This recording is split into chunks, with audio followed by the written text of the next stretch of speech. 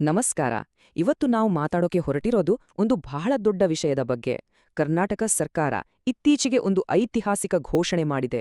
ವಿಶ್ವಗುರು ಬಸವಣ್ಣನವರನ್ನ ರಾಜ್ಯದ ಸಾಂಸ್ಕೃತಿಕ ನಾಯಕ ಅಂತ ಅಧಿಕೃತವಾಗಿ ಗುರುತಿಸಿದೆ. ಹಾಗಾದ್ರೆ ಈ ನಿರ್ಧಾರದ ಹಿನ್ನೆಲೆ ಏನು? ಇದರ ಮಹತ್ವ ಎಂಥದ್ದು? ಬನ್ನಿ, ಇದರ ಬಗ್ಗೆ ಸ್ವಲ್ಪ ಆಳವಾಗಿ ನೋಡೋಣ. ನೋಡಿ, ಈ ಘೋಷಣೆಯ ಮಹತ್ವ ಎಂಥದ್ದು ಅಂತ ಅಮರ್ ಪಾಟೀಲ್ ಅವರ ಈ ಮಾತುಗಳಲ್ಲೇ ಗೊತ್ತಾಗುತ್ತೆ. ಇದು ಕೇವಲ ಒಂದು ಬಿರುದು ಕೊಟ್ಟ ಹಾಗಲ್ಲ, ಬದಲಿಗೆ ಒಂದು ಇಡೀ ಶರಣ ಪರಂಪರೆಗೆ, ಒಂದು ವಿಚಾರಧಾರೆಗೆ ಸಂದಂತಹ ಗೌರವ ಇದು.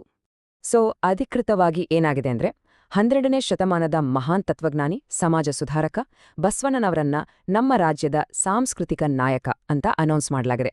ಇದು ನೋಡೋಕೆ ಸಾಂಕೇತಿಕವಾಗಿ ಕಾಣಬಹುದು, ಆದ್ರೆ ಇದರ ಹಿಂದೆ ಒಂದು ದೊಡ್ಡ ಐತಿಹಾಸಿಕ ಮಹತ್ವವೇ ಇದೆ. ಸರಿ, ಹಾಗಾದ್ರೆ ಈ ಬಿರುದಿಗೆ ಯಾಕಿಷ್ಟು ಮಹತ್ವ? ಯಾಕಿದೊಂದು ದೊಡ್ಡ ವಿಷಯ ಆಗ್ತಿದೆ? ಇದನ್ನ ನಾವು ಅರ್ಥ ಮಾಡ್ಕೋಬೇಕು ಅಂದ್ರೆ ಮೊದಲು ನಾವು ಬಸವಣ್ಣ ಯಾರು, ಅವರ ಕೊಡುಗೆ ಏನು ಅಂತ ತಿಳ್ಕೋಬೇಕು ಅಲ್ವಾ? ಬಸವಣ್ಣ ಅಂದ ತಕ್ಷಣ ನಮಗೆ ನೆನಪಾಗೋದು 12ನೇ ಶತಮಾನ. ಅವರು ಕೇವಲ ಒಬ್ಬ ತತ್ವಜ್ಞಾನಿ ಆಗಿರ್ಲಿಲ್ಲ. ಅದಕ್ಕಿಂತ ಹೆಚ್ಚಾಗಿ ಅವರು ಒಬ್ಬ ರಾಜನೀತಿಜ್ಞ, ಮತ್ತೆ ಅಂದಿನ ಕಾಲಕ್ಕೆ ಒಬ್ಬ ದೊಡ್ಡ ಕ್ರಾಂತಿಕಾರಿ ಸಮಾಜ ಸುಧಾರಕ. ಅವರು ಶುರು ಮಾಡಿದ ಚಳುವಳಿ ಇದೆಯಲ್ಲ, ಅದು ಅಕ್ಷರಶಃ ಅಂದಿನ ಸಮಾಜದ ದಿಕ್ಕನ್ನೇ ಬದಲಿಸ್ಬಿಡ್ತು.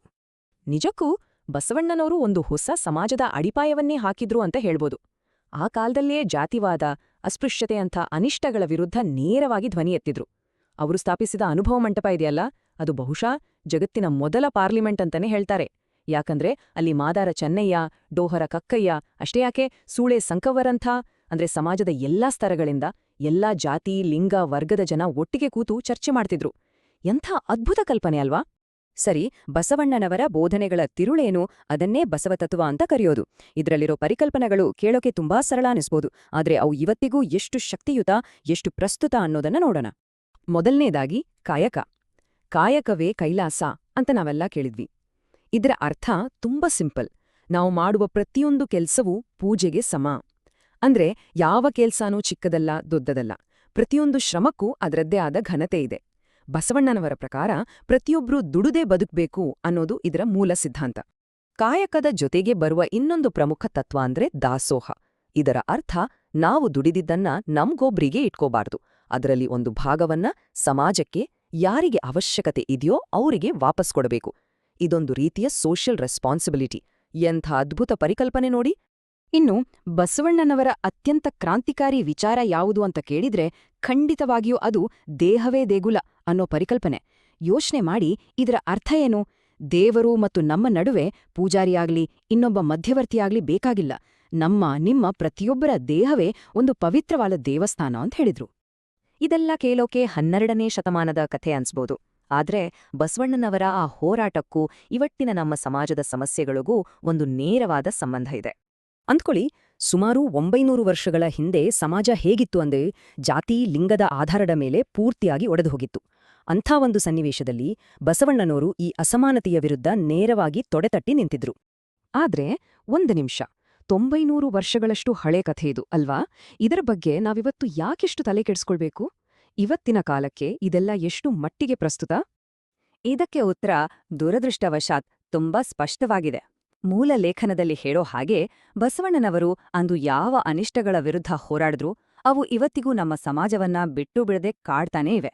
ಜಾತಿವಾದ ಆಗಿರಬಹುದು, ಅಸ್ಪೃಶ್ಯತೆಯ ಹೆಸರಿನಲ್ಲಿ ನಡೆಯೋ ದೌರ್ಜನ್ಯ ಆಗಿರಬಹುದು, ಮರ್ಯಾದಾ ಹತ್ಯೆಗಳಾಗಿರಬಹುದು, ಇವೆಲ್ಲ ಇವತ್ತಿಗೂ ಜೀವಂತವಾಗಿವೆ ಅನ್ನೋದೇ ಕಠೋರ ಸತ್ಯ. ಸರಿ, ಹಾಗಾದ್ರೆ ಈ ಘೋಷಣೆ ಇಂದಿನ ಸಂದರ್ಭಕ್ಕೆ ಬರೋಣ. ಮೀಡಿಯಾಗಳು ಇದನ್ನ ಹೇಗೆ ನೋಡಿದ್ವು, ಮತ್ತೆ ಈ ನಿರ್ಧಾರದಿಂದ ಮುಂದೆ ಏನಾಗಬಹುದು ಅಂತ ನಿರೀಕ್ಷಿಸಬಹುದು. ಇಲ್ಲಿ ಮೂಲ ಲೇಖನದ ಲೇಖಕರು ಒಂದು ಬಹಳ ಮುಖ್ಯವಾದ ಪ್ರಶ್ನೆಯನ್ನ ನಮ್ಮ ಮುಂದಿಡ್ತಾರೆ. ಅವ್ರು ಕೇಳ್ತಾರೆ, ಇಷ್ಟೊಂದು ದೊಡ್ಡ ಚಾರಿತ್ರಿಕ ನಿರ್ಧಾರವನ್ನ ಟಿವಿ ಮಾಧ್ಯಮಗಳು ಉದ್ದೇಶಪೂರ್ವಕವಾಗಿಯೇ ನಿರ್ಲಕ್ಷಿಸಿದ್ವಾ ಅಂತ. ಲೇಖಕರ ವಿಶ್ಲೇಷಣೆಯನ್ನೇ ನಾವು ನೋಡೋದಾದ್ರೆ ಹೆಚ್ಚಿನ ಮಾಧ್ಯಮಗಳು ಈ ಸುದ್ದಿಯನ್ನ ಕಡೆಗಣಿಸಿವೆ ಅಂತ ಅವ್ರು ಹೇಳ್ತಾರೆ. ಒಂದು ವೇಳೆ ಸುದ್ದಿ ಮಾಡಿದ್ರೂ ಕೆಲವು ಚಾನೆಲ್ಗಳು ಇದನ್ನ ರಾಮ ವರ್ಸಸ್ ಬಸವಣ್ಣ ಅಂತ ಒಂದು ವಿವಾದವನ್ನಾಗಿ ಸೃಷ್ಟಿ ಮಾಡಿದ್ವು. ಅಂತಿಮವಾಗಿ ಬಸವ ತತ್ವವನ್ನ ಜನರಿಗೆ ತಲುಪಿಸಬೇಕಾಗಿದ್ದ ಒಂದು ಒಳ್ಳೆ ಅವಕಾಶವನ್ನ ಮಾಧ್ಯಮಗಳು ಕೈಚೆಲ್ಲಿದ್ವು ಅನ್ನೋದು ಅವರ ಅಭಿಪ್ರಾಯ.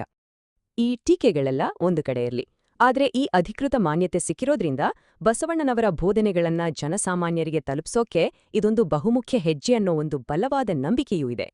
ಯಾಕಂದ್ರೆ ಬಸವತತ್ವ ಹೆಚ್ಚು ಪ್ರಚಾರ ಆದಷ್ಟು ಜನರಲ್ಲಿ ಮೂಢನಂಬಿಕೆ ಕಂದಾಚಾರಗಳ ಬಗ್ಗೆ ಅರಿವು ಹೆಚ್ಚಾಗತ್ತೆ ಮತ್ತೆ ಶರಣರು ಕನಸು ಕಂಡಿದ್ದ ಕಲ್ಯಾಣ ರಾಜ್ಯದ ಕಲ್ಪನೆಯನ್ನ ನನಸಾಗಿಸೋಕೆ ಇದು ಸಹಾಯ ಮಾಡುತ್ತೆ ಅಂತ ಲೇಖನದಲ್ಲಿ ಆಶಯ ವ್ಯಕ್ತಪಡಿಸಲಾಗಿದೆ. ಸರಿ, ಕೊನೆಯದಾಗಿ ಒಂದು ಪ್ರಶ್ನೆಯೊಂದಿಗೆ ಈ ಚರ್ಚೆಯನ್ನ ಮುಗಿಸೋಣ. ಕೇವಲ ಒಂದು ಸರ್ಕಾರಿ ಘೋಷಣೆ, ಒಂದು ಅಧಿಕೃತ ಬಿರುದು, ಸುಮಾರು 900 ವರ್ಷಗಳಷ್ಟು ಹಳೆಯದಾದ ಸಮಾನತೆಯ ಹೋರಾಟಕ್ಕೆ ಮತ್ತೆ ಜೀವ ತುಂಬಬಲ್ಲದೆ? ಈ ಒಂದು ಕ್ರಾಂತಿಯನ್ನ ಮತ್ತೆ ಶುರು ಮಾಡೋಕ್ ಸಾಧ್ಯವೇ? ಈ ಪ್ರಶ್ನೆ ಬಗ್ಗೆ ಯೋಚನೆ ಮಾಡೋಣ.